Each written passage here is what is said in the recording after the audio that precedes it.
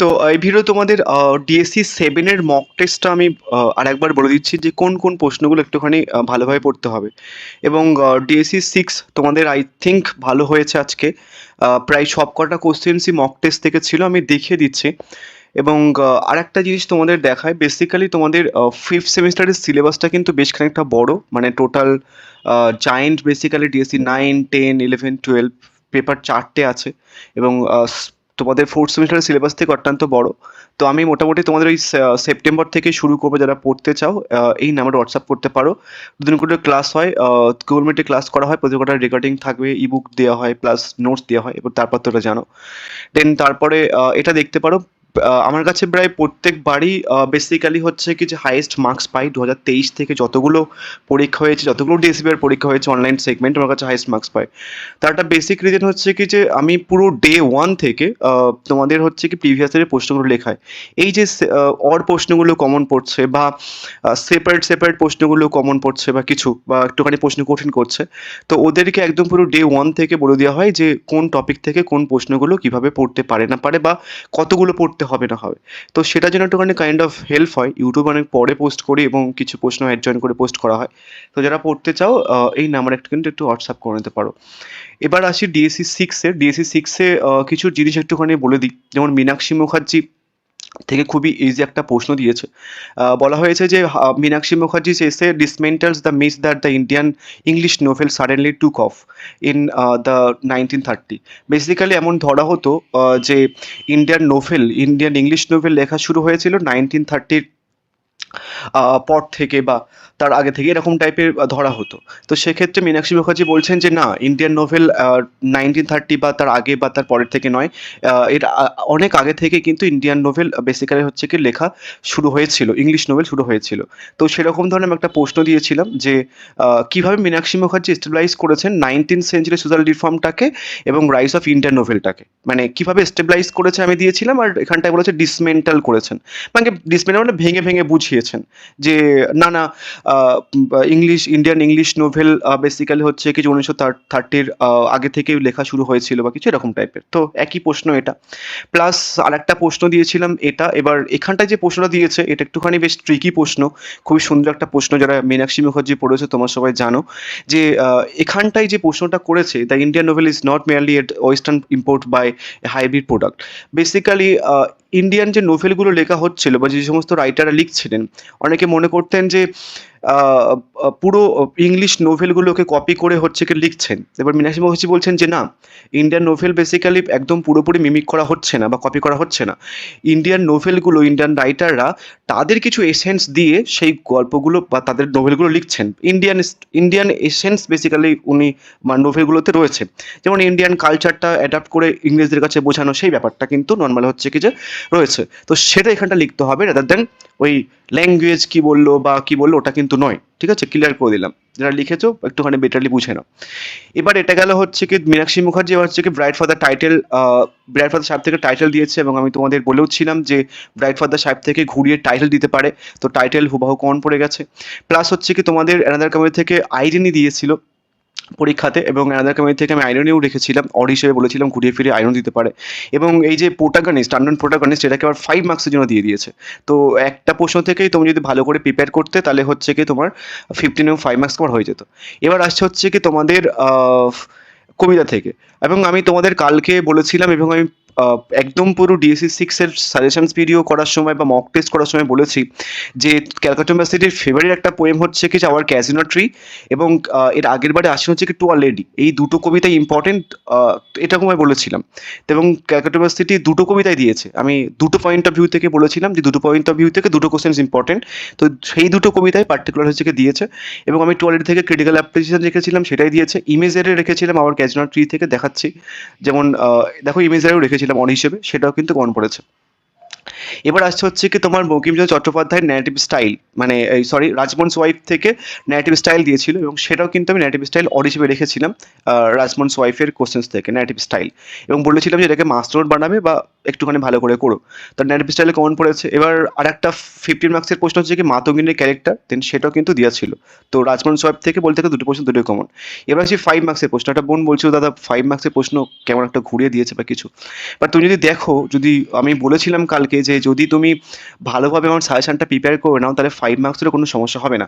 যেমন দেখো home is where we have to gather grace, এবং বেসিক্যালি দেখবে আমি যখন 15 মার্কসের প্রশ্নতে লিখেছিলাম এন্টারপ্রাইজ থেকে এই কোটেশনসটা তুলেই কিন্তু বেসিক্যালি প্রশ্ন দেওয়া ছিল, home is where we have to gather grace. Then ওটা একটা 5 মার্কসের প্রশ্ন ঘুরিয়ে 15 মার্কসের করলে হয়ে যেত। এবার হচ্ছে হেমাঙ্গিনীর রোলটা দিয়েছে, আমি ওদেরকে লিখেছিলাম, তোমাদেরকে আর লেখায়নি। এবার হাউ ডাজ দ্য মানে সিং মক সন্তোষ স্নোবেরি, এবং এটা হচ্ছে কি সন্তোষের ক্যারেক্টার রিলেটেড একটা প্রশ্ন দিয়েছে। তো বলতে গেলে যারা করেছো ওখান থেকে পেয়ে যেতে। এবং লার্জ পাইথন, এবার দেখো আমি তোমাদের এটাও ঘুরে ফিরে দিয়েছিলাম যে জায়েন্ট ক্রিপার বা ইমেজারিগুলো কাইন্ড অফ, ঠিক আছে। তো মোটামুটি ডিএসসি সিক্সটা বলতে গেলে ঠিকঠাক কমনে চলে এসেছে। এবার আসি ডিএসসি সেভেন।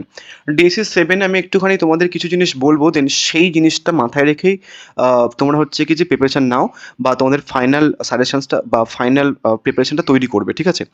ডিএসসি সেভেনে টোটাল তোমাদের টোটাল 6টা কবিতা রয়েছে, মানে the tiger and the lamp, এই দুটো কবিতা ধরে টোটাল 6টা মতো কবিতা রয়েছে। তো তোমরা, আমি প্রায় সবাইকেই বলি যে টাইগার অ্যান্ড দ্য ল্যাম্পটা বাদ দাও, তাহলে দুটো কবিতা কম পড়তে হবে। তো তুমি টাইগার অ্যান্ড দ্য ল্যাম্প বাদ না দিয়ে যে কোনো একটা তোমার ইচ্ছে মতো কবিতা বাদ দিতে পারো। আমি প্রত্যেক কটা কবিতা থেকে মোস্ট ইম্পর্টেন্ট প্রশ্নগুলো বলে দেবো, এবং তোমার ইচ্ছা মতো যে কোনো কবিতা একটা বাদ দিতে পারো, বা দুটো বার বাদ দিও না কিন্তু সমস্যা, দুটো বাদ দিলে টাইগার অ্যান্ড দ্য ল্যাম্প বাদ দিতে পারো। এবার প্রথমে যে প্রশ্নটা রেখেছি সেটা হচ্ছে কি ক্রিটিক্যাল অ্যাপ্রিসিয়েশন। এটা বিশাল বিশাল ইম্পর্টেন্ট প্রশ্ন, ঘুরিয়ে ফিরে দিতে পারে, ইমেজারি দিতে পারে, বা ঘুরে ফিরে বলতে পারে হচ্ছে কি যে how does the poet propose the eternalise the virtues of his beloved, বা বলতে পারে হচ্ছে কি যে লেভিথান সনেট, বা টাইটেলটাকে ঘুরে ফিরে দিয়ে দিল, ঠিক আছে। বিশাল বিশাল ইম্পর্টেন্ট প্রশ্ন এটা, এখান থেকে হয়তো এটা ঘুরে ফিরে দেবে ক্রিটিক্যাল অ্যাপ্রিসিয়েশন, বা কোনো একটা কোটেশন তুলে দিয়ে দিল, বা এই যে কনসেপ্ট বলা আছে যে কিভাবে এটালাইজ করা হয়েছে বা করেছেন রাইটার তার বিলাভের ভার্চুটাকে, সেটা ঘুরে ফিরে দিতে পারে।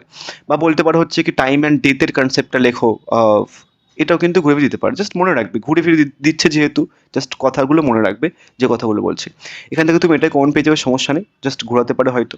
নেক্সট আসতে হচ্ছে কি তোমাদের দ্য টু হিজ কয়েমিস্টার্স থেকে, এখান থেকে মেটাফিজিক্যাল পোয়েমটা বিশাল বিশাল ইম্পর্টেন্ট, বা বড্ড জোরে ঘুরিয়ে বলতে পারে মেটাফিজিক্যাল কনসেপ্ট লেখো বা কার্পেডিয়াম থিম। এবং আরেকটা প্রশ্ন দিতে পারে সেটা হচ্ছে লজিক্যাল স্ট্রাকচার, এবং তারপরে থিম অফ লাভ, মর্টালিটি এবং ডেথ, বা রোল অফ ইমেসারি। ঘুরে ফিরে কিন্তু এই প্রশ্নগুলো তুমি পাবে বেসিক্যালি। এবং গ্রুপে একটা মানে আমি দেখলাম আমাদের যে পাবলিক গ্রুপটা আছে সেখানটায় একজন মানে কিছু একটা টোন্ট করে লিখলো, আমার টন্ট করে লিখলো। মানে কিছু কিছু জন এমনভাবে কথা বলে যেন ওনার মানে এমন মনে হয় যে ওর মানে পিতামহ আমাকে প্রত্যেক মাসে বা মোটামুটি ইউটিউব ভিডিও পোস্ট করার জন্য কিছু টাকা প্রোভাইড করছে, তাই আমাকে চাইছে, তাই বলতে পারে বা কিছু। বেসিক্যালি তোমাদেরকে এই প্রশ্নগুলো বা অর রাখা হয় তার কারণ যদি প্রশ্ন ঘুরিয়ে আসে তাহলে অ্যাটলিস্ট বুঝতে পারো যে কোন প্রশ্নটা ঘুরে আসলে কেমনভাবে লিখতে হবে। ধরো মেটাফিজিক্যাল পোয়েম না দিয়ে তোমাকে বললো মেটাফিজিক্যাল কনসিট টু হিজ কয়েমিস্টার্সে কীভাবে ইউজ করা হচ্ছে লেখো, বা কার্পেডিয়াম থিম। তো মেটাফিজিক্যাল পোয়েম করলে বেসিক্যালি এগুলো হয়ে যাচ্ছে। এবার এটাতেও হচ্ছে কিছু কিছু জনের সমস্যা। তো একটা জিনিস তোমাদের বলি, বেসিক্যালি হচ্ছে কি আমরা এই ভিডিও পোস্ট করি, কেউ তো আর আমাদেরকে মানে টাকা প্রোভাইড করে না। যেমন প্রফেসরদেরকে বেসিক্যালি প্রত্যেক মাসে মানে গভর্নমেন্ট থেকে টাকা দেয়, আমাদেরকে তো দিচ্ছে না। আমরা নর্মালি হচ্ছে কি আমাদের ইচ্ছা হয়েছে বা আমাদের শখ হতে পারে, বা কারোর প্রফেশন, আমার প্রফেশন নয় ইউটিউবটা, এবং হতে পারে, তো তারা বেসিক্যালি হেল্প করছে। এবং সেটাতেও যদি তোমাদের কাইন্ড অফ হচ্ছে কি টোন করার স্বভাব জাগায় তাহলে কিন্তু আর কেউ পোস্ট করবে না, সমস্যা। তাহলে মোটামুটি টু হিজ কয়েমিস্টার্স থেকে হচ্ছে কি এখান থেকে এই প্রশ্নটা পড়বে, কমন পেয়ে যাবে, সমস্যা নেই। এবার আসছে হচ্ছে কি প্যারাডাইস লস্ট। প্যারাডাইস লস্ট থেকে তোমাদের দুটো প্রশ্ন দেবে পরীক্ষাতে, একটা লিখতে হবে। সেক্ষেত্রে এখান থেকে যে দুটো প্রশ্ন আছে আমি তোমাদের বলবো যে দুটো প্রশ্ন দুটোই করো। তার কারণ প্যারাডাইস লস্টে তোমাদের, আমি এর আগে বলতাম হয়তো ইনভোকেশনস করো বা স্যাটার্ন করো, বাট প্যারাডাইস লস্টে তোমাদের আরও কিছু ইম্পর্টেন্ট প্রশ্ন আছে, যেমন গানের স্টাইল রয়েছে, বিল্ড আপ রয়েছে। তো এইভাবে কিন্তু আরও অনেকগুলো 15 মার্কসের প্রশ্ন বেসিক্যালি এখান থেকে হয়, এবং মোস্ট ইম্পর্টেন্ট সেগুলো কিন্তু প্রিভিয়াস ইয়ারে এসছে। এবার তোমাদের যেমন ধরনের ট্রেন্ডের প্রশ্ন করছে, একটুখানি ঘুরিয়ে ফিরিয়ে বা একটুখানি অন্য ট্রিকি প্রশ্ন করছে, তো সেক্ষেত্রে মিল্টনের প্যারাডাইস লস্ট থেকে রিস্ক নিও না। বাদ বাকি থেকে একটা একটা করে করো, আমি একটা একটা করে বলে দিচ্ছি, বাট মিল্টনের প্যারাডাইস লস্ট থেকে রিস্ক নিও না। এখান থেকে যে দুটো প্রশ্ন আছে দুটো ইম্পর্টেন্ট, মানে স্যাটার্ন বলো বা ইনভোকেশনস বলো, দুটো ইম্পর্টেন্ট। বাট তুমি কাইন্ড অফ হচ্ছে কি চেষ্টা করো যে এখান থেকে রিস্ক না নিয়ে, আর প্যারাডাইস লস্টে যারা প্যারাডাইস লস্ট অ্যাটেন্ড করছো করছো, তোমরা কিন্তু একটু রিস্ক নিও না। দুটো ইম্পর্টেন্ট। তোমার ইচ্ছা মতো তুমি হচ্ছে কি ইনভোকেশনস করতে পারো, যারা রিস্ক নিতে চাইছো তাও কমন পেয়ে যেতে পারো, বা স্যাটার্ন করতে পারো, স্যাটার্নও কিন্তু ইম্পর্টেন্ট, এটা কমন পেয়ে যেতে পারো। আমি এখানটায় বলতে পারতাম যে ইনভোকেশনস একটা করো, কমন পেয়ে যাবে, বাট বাই চান্স তেমনভাবে প্রশ্ন ঘুরিয়ে করছে, যদি ঘুরিয়ে করো তাহলে সমস্যার মধ্যে পড়বে। এবং যেহেতু যেমন ধরনের ট্রিকি প্রশ্ন করছে, যেমন ইনভোকেশনটা বহুল চর্চিত একটা প্রশ্ন, সবাই বলবে যে ইনভোকেশন ইম্পর্টেন্ট, এবার রকম ধরনের প্রশ্নই দেয় না। তো সেই ক্ষেত্রে যারা একটা করছে, তুমি স্যাটার্নের দিকে যেতে পারো বা ইনভোকেশনসের দিকে যেতে পারো। তো এইভাবে করতে পারো, চেষ্টা করো দুটো করার, আদারওয়াইজ স্যাটার্ন ফার্স্ট প্রায়োরিটি রাখবে, দেন তারপরে ইনভোকেশনস। বাট ইনভোকেশনসটা কিন্তু ইম্পর্টেন্ট। যাই হোক, এখান থেকে একটুখানি চেষ্টা করো দুটো করে করার, আদারওয়াইজ এটা আগে করবে, দেন তারপর হচ্ছে কি এটা, বা তোমার ইচ্ছা মতো এটা আগে করবে বা এটা করতে পারো। এবার আসতে হচ্ছে কি তোমার রিপ অফ দ্য লক থেকে, এটা করো। আর কোনো প্রশ্ন করতে হবে না। বেসিক্যালি এটা দিলেও এটা তুমি লিখলে মোটামুটি মার্কস পেয়ে যাবে। ঘুরিয়ে ফিরে বেলিন্ডার ক্যারেক্টারটাকে বা টয়লেট মিরর সিনটাকে বা ফেমিন ফলিস বা আর্ট অফ ক্যারেক্টারাইজেশনস ঘুরে ফিরে দিতে পারে। তো মোটামুটি এটা করলে বেলিন্ডার যেমনভাবে অ্যান্সার্সটা তৈরি করা আমার, এটা করলে বেসিক্যালি হচ্ছে কি যে এটা হয়ে যাবে। তো সেক্ষেত্রে এখান থেকে একটা করতেও পারো। এবার আসতে হচ্ছে কি যে the tiger and the lamp থেকে, এর আগের বারে বেসিক্যালি দুটোকে কম্বাইন করে দিয়েছিল। তো আই ডোন্ট নো এবার কেমনভাবে দেবে, হয়তো দুটোকে কম্বাইন করে দিতে পারে, বা টাইগার থেকে দিতে পারে, বা ল্যাম্প থেকে দিতে পারে। ওই কারণের জন্য বলছি বেসিক্যালি এটা বাদ দিতে পারো, আদারওয়াইজ কিন্তু তোমাকে দুটো কবিতা, মানে এখান থেকে একটা সমস্যা হচ্ছে কি, দ্য ল্যাম্প এবং টাইগার কম্বাইন প্রশ্ন করে, মানে দুটো কবিতাকে একসাথে দিয়ে একটা প্রশ্ন করে। ধরো এমনভাবে বলতে পারে যে comment the Blake use of symbols in the lamp and the tiger. এভাবে বলতে পারে, দুটোকে কবিতাকে কম্বাইন করে একটা প্রশ্ন দিতে পারে, বা অনেক সময় শুধু বলতে পারে যে টাইগারে যে সমস্ত সিম্বল ইউজ করা হয় দেন সেগুলো লেখো। এবার তোমার কিন্তু সমস্যা হয়ে যাবে, তাহলে তোমাকে মানে একদম পুরো মানে সেপারেট হচ্ছে কি অ্যান্সার্স পড়তে হবে কিছু, প্লাস আবার কম্বাইন করে অ্যান্সার্স পড়তে হবে। তো মোটামুটি দু তিনটে পড়তে হবে যদি এখান থেকে প্রশ্ন কমন পেতে চাও। তো সেক্ষেত্রে দরকার নেই, যদি পারো তাহলে হচ্ছে কি দুটোকে কম্বাইন করে সিম্বলটা করে যাও বা ক্রিটিক্যাল অ্যাপ্রিসিয়েশনস করে যাও। এবার কীভাবে ঘুরে দিতে পারে, বলতে পারে যে how does Blake present the ideas of innocence and experience in lamp and the tiger, বা কোন কোয়ালিটিসগুলো ল্যাম্পের মধ্যে রয়েছে, বা কিছু কোটেশন তুলে প্রশ্ন দেখেও দিতে পারে। ঠিক আছে, এবার আসে হচ্ছে কি 5 মার্কসের প্রশ্ন। 5 মার্কসের প্রশ্ন হচ্ছে কি দিয়েছি বেলিন্ডার ড্রিম, বা হচ্ছে কি একটা গ্রিমের কথা উল্লেখ আছে, বা ক্ল্যাডিসের কথা উল্লেখ আছে, এবং রোল অফ এরিয়েলের কথা বেসিক্যালি পড়ে যাবে। এবং তোমরা যখন বেলিন্ডার ক্যারেক্টারটা পড়বে তখন এইগুলো হয়ে যাবে, এরিয়েল হয়ে যাবে, বেলিন্ডার ড্রিম হয়ে যাবে, গেমটাও হয়ে যাবে, বেসিক্যালি ক্লারিসাও হয়ে যাবে। তো সেক্ষেত্রে মোটামুটি 15 মার্কসের করলে 5 মার্কসের জন্য করতে হয় না, বাট কীভাবে দিতে পারে দেখিয়ে দিলাম। এবার আসছে হচ্ছে কি মিল্টনের গ্র্যান্ড স্টাইল, একটুখানি বলে দিই। টু বি অনেস্ট, মিল্টনের গ্র্যান্ড স্টাইল বেসিক্যালি হচ্ছে কি যে ডিরেক্টলি 5 মার্কস জন্য দেয় না বা দেবে না, তার কারণ এটা অনেক বড় একটা কনসেপ্ট। তো সেক্ষেত্রে 5 মার্কসের জন্য দেওয়ার চান্স নেই, দিলে 15 মার্কসের জন্য দেবে। তো এই কারণের জন্য বলছি এরকম ধরনের সুন্দর প্রশ্ন আছে, এবং বিশাল ইম্পর্টেন্ট একটা প্রশ্ন গ্র্যান্ড স্টাইল। তো সেক্ষেত্রে যদি প্রশ্ন ঘুরায় তাহলে কিন্তু সমস্যার মধ্যে পড়তে হবে। ফালতু রিস্ক নিও না, ঠিক আছে? অনেক কথা বলবে বা কিছু, এবং পরীক্ষা হয়ে যাওয়ার পরে তোমাদেরকে জাস্ট এদিক ওদিক দিয়ে বুঝিয়ে দিয়ে বেরিয়ে যাবে, বাট আলটিমেটলি প্রবলেম তোমাদেরকেই ফেস করতে হবে, তোমাদেরই মার্কস কম হয়ে যাবে, তাই না? তো যেমনভাবে বলছি চেষ্টা করো কাইন্ডলি, তাহলে কিন্তু সুবিধা হবে। মানে হয়তো হ্যাঁ স্যাটার্ন চলে আসতে পারে বা ইনভোকেশন চলে আসতে পারে, হতেই পারে এমন যে একটা করেছো তুমি দুটোর মধ্যে চলে আসতে পারে, বা স্যাটার্নই চলে আসলো বা কিছু। বাট রিস্ক নেওয়া যায় না, তার কারণ এমনভাবে পরীক্ষায় প্রশ্নগুলো করছে DSE 5 DSE 6। তো সেক্ষেত্রে ফালতু রিস্ক নিও না, দুটো কষ্ট করে একটুখানি করে নাও, তাহলে কোনো চাপ থাকবে না। এবার 5 মার্কসের প্রশ্ন তোমরা রোল অফ বেলজেবাব করবে এখান থেকে, ভালো প্রশ্ন একটা। নেক্সট তারপর হচ্ছে কি এখানটায় কবিতাগুলো দিয়েছি আমি, যেমন হচ্ছে কি one day I wrote her name থেকে, বাই হুইচ রিভার উড